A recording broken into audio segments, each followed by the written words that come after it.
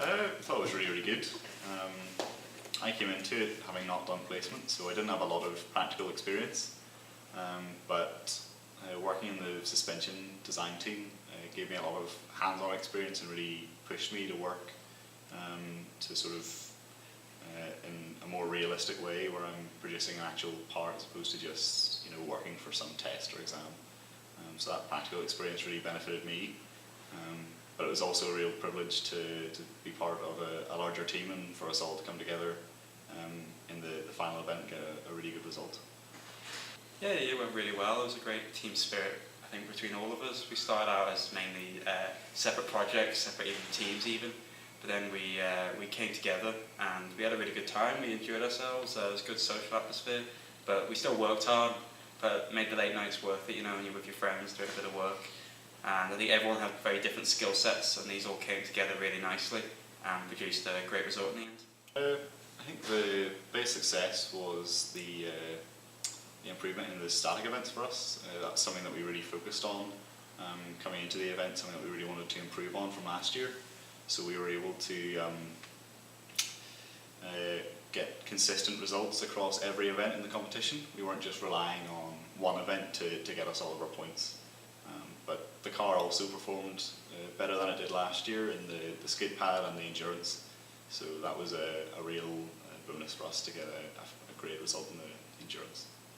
I don't know about that. I think there was definitely a lot of preparation by the mechanics, getting the car prepared, making sure that we didn't have any reliability issues, but I hope that I was able to get it around fast enough. I could say the drivers did pretty well. I'm not quite as biased as Jack, but no, they did really well. The car felt fantastic. It's so much fun to throw around, and the whole sound of it, the engine's screaming behind you, and then you throw it into a corner and you're back in the power and just pinned back in your seat. It's a real roller coaster, but it's so much fun. In terms of events, it's probably the acceleration run was quite disappointing. The traction control and the upshift, I think, wasn't working quite right, which we still posted a really good time, but compared to last year it was quite disappointing, because we want to see a bit of improvement. But that's the only event I think that went not so well. It was fantastic. It's really good. Dream come true to actually be there. I've never been before, and it was so much bigger than I was expecting, and there was a real buzz around the place, and the campsite as well, even just off-site, was just a hive of activity, and it was really good fun. I've been at the British Grand Prix a few years ago, but this was a totally different experience. It was really nice to meet a lot of the other teams and to see what designs they come up with and how they ran their teams, and it was a real good opportunity to learn from them and to sort of see how they do things and if we can learn anything from that. So that was really beneficial. We learned a few things that we want to carry forward into the next year. It requires a lot of testing, expertise, very good facilities to produce composites that are strong enough, light enough and reliable enough to produce the air kits. Otherwise you're just adding unnecessary mass if you can't prove an aerodynamic benefit. We did produce some of our own air kits with the nose cone and the side pods, and we tried making a diffuser. The diffuser didn't quite come off, but yeah.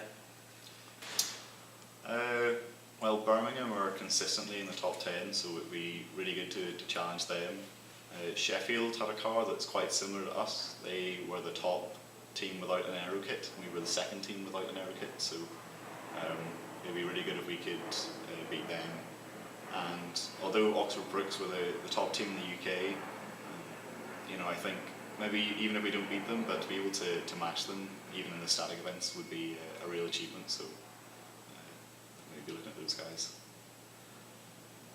Yeah, we look mainly at the UK team. Sheffield's a good example because they're very similar in team size, team budget to us, very similar car, even unfortunately just slipped below them.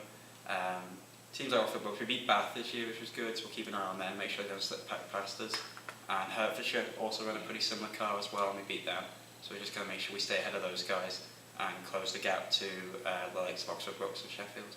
There have been some projects done this year developing some of the components and some of the initial design for an electric car that we'd aim to run in 2020. So I think in the coming year we're going to continue that and sort of prepare ourselves to build an electric car in the future,